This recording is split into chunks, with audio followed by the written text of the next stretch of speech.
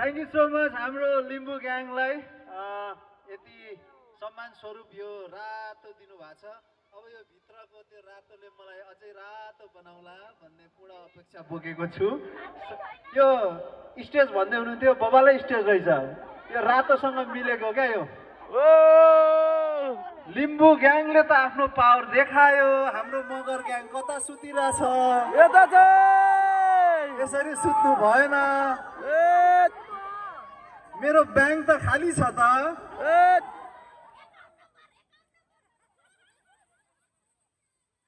अब यो लुकाउँछु, अहिले नाच्दाखेरि फेरि कुन चाहिँले लैदियो भने त बर्बाद हुन्छ।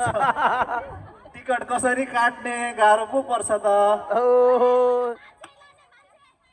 लिम्बू ग्याङले यसरी हात खोलिसक्नु भयो, मगर ग्याङ यसरी बसिरहेछ। अब गीत गाउँदाखेरि रातो होइन, पहेँलो कालो हरियो सबै झर्नु पर्यो ल।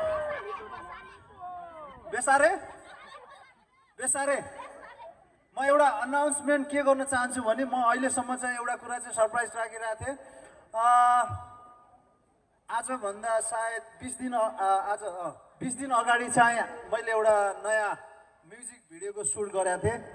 योचोटि चाहिँ मैले र मेलिना राईले चाहिँ गाउने अवसर पायौँ। योपालि चाहिँ म अलिक फरक हाम्रै संस्कृति झल्काउने मैले फर्स्ट टाइम मेरो जीवनमा कौडा गीत गाएको छु। त्यही पनि योपालि मसँग हिरोइनको हुनुहुन्छ, थाहा छ तपाईँहरूलाई? Any guesses? मसँग हिरोइन कौडा गीतमा को हुनुहुन्छ होला? एकदम ठुलो सरप्राइज छ, को होला?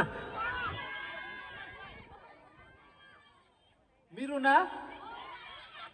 मिरुनालाई त दयाङ दाइले उडाइसक्यो। को होला? गेस गर्नु। जसले गेस गर्यो म त्यसलाई सिधै 14 करोडको हक दिन्छु ल। करोड ल, तपाईँहरूको गेसेसै मिलेन।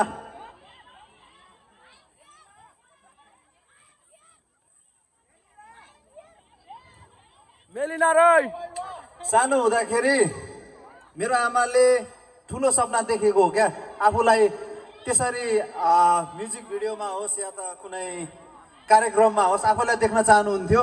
अनि मेरो आमाको एउटा सपना पनि थियो प्रोफेसनल म्युजिक भिडियोमा काम गर्ने।